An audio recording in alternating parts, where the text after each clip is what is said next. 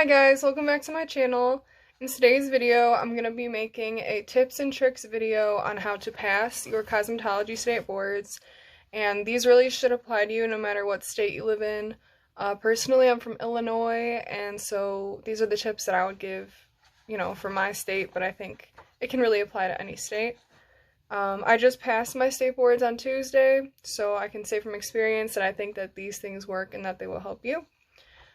So I've just got 4 main points, and there's really not like a whole huge list of things that I have to say. I think these are really solid points, and if you just follow them, then they'll really help you, and then you should be able to pass your state boards. So the first tip is just like generally, pretty obviously, to study. Your school might give you a study guide for the state boards. My school did. It was like a huge packet, 200 questions, and it didn't come with a study guide. So the thing is, like, you had to fill it out yourself, which actually was really, really helpful and great, because in order for you to find the correct answer, you have to, like, read through the book and, like, find the right answer. And so that makes it to where, like, you actually know what's going on. You're reading the context, you know why things are the way that they are, and why you would answer it that way. So that's a really great way to study, like filling out your study guide, and then obviously like going back and studying it multiple times until you feel like you can get every answer correct. Super important tip. Other ways that you can study as well, if you've ever heard of Quizlet, it's a website online, and it'll have like a lot of the questions that are like on your study guide, or questions that may be on the state boards, questions that were in like your chapter tests from like the books that you studied in school. Like personally, I had like the Milady book, and so like it has pretty much everything in there for that. So that's another great studying tool for the test, and even if you're just like in school and you need to be taking like other tests too, like it has a lot of great information in it. And then one other thing I did to practice and study is like I said, we have the Milady books. And so we also had like an online portal from Milady, and it was called like Cengage or something, and maybe you would have it too.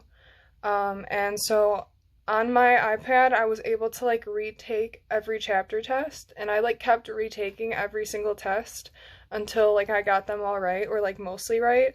So that way I felt like, okay, no matter what chapter or topic or anything, if the state board asks me about it, I will know what they're talking about and I'll know the right answer, because I've gone through every chapter of this book and I've gotten like an A on every test, so I really know what I'm talking about. So that's another piece of advice I would give you, just like going through your Milady tests and trying to get them all like an A, and that way, you have a lot of information in your brain that might be on the test. So that's my first point, just be studying a lot. My second tip is to take care of yourself. Super, super important. If you don't take care of yourself, you will not be in the best shape possible to get the best score on your test. So this isn't just applying to like the day of the test, this is also the day before the test. Because if you think about it, let's say if you ate like crap all day long, you gave yourself a stomach ache, like you wouldn't want to wake up the next morning and have to take a huge test, right? You wouldn't want to eat like hot Cheetos and ice cream and milkshakes and stuff like all day the day before your test. And then like, you're really putting a lot of chemicals and crap and calories into your body, and you're not taking care of yourself. So then the next day you may have like a whole bunch of symptoms due to the fact that you like, you just put like a bunch of crap in your body. And then if you try to do something that requires you to be like at your best self, like your mind's running smoothly, body's running smoothly, and like you're not at that place, then it's going to be really hard for you to like, do things easily. So I would say the day before the test, like, eat really healthy, and I'm not saying you have to, like, eat nothing or, like, cut back, like, anything you like, but I'm just saying, like, don't eat really, really bad foods that could possibly, like, hurt your stomach, give you a headache, or make you tired, anything like that. Just eat really healthy, even work out if you'd like, like, all these things have great health benefits that are going to put you in more of your best self to be able to take the test and think clearly, and like your brain will just be working better. Super important. Another thing is vitamins. So if you take vitamins or you want to get vitamins, just like make sure you're taking them every day. Take them the day before the test and take them the day of the test, could really help you with your memory and just the way you feel in general. So, my third tip is affirmations. And I did this personally, and I feel like it actually really, really helped. But if you don't know what affirmations are, it's basically like saying something out loud or to yourself of something that you want to happen. So, like, affirming that it will happen.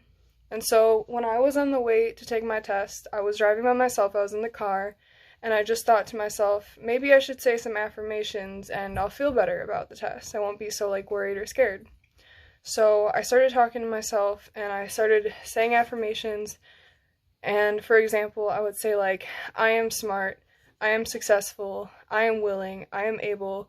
And I just kept saying things over and over again. And it was really, really building my confidence. Like, I felt like I truly believed that everything I was saying, that I would pass this test, that I was capable of passing, that I wouldn't be anxious or stressed out, that I knew what I was doing. And so by saying these things out loud, you're really putting them out into the universe, you're putting your energy out there, and you're really setting yourself up for success because, you know, you're manifesting your own reality. So that's just another tip that I have.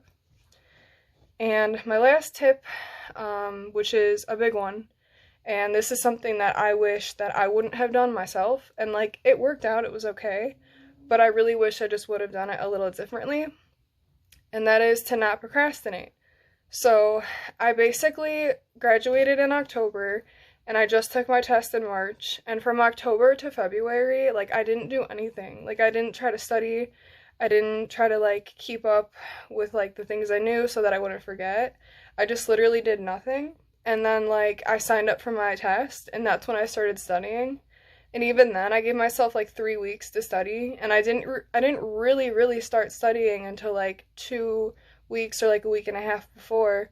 And so, like, the 2 days leading up to the test, I was studying so much and, like, overwhelming myself. I was so exhausted, I was so over it, and, like, I just wished so badly that I would have just, like, studied a little bit every day for, like, a month or two, rather than just, like, studying everything in, like, a week and a half. Because, like, even though I knew I was ready, I just, like, mentally felt like I could have been more ready if I hadn't, like, procrastinated so hard and put so much, like, stress on myself. So I think it's a great idea if, like, after you graduate, I mean, take a break, of course.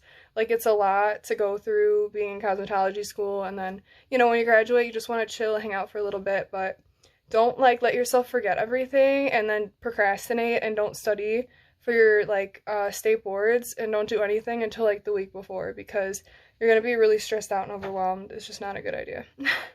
So I hope these tips and tricks helped you guys.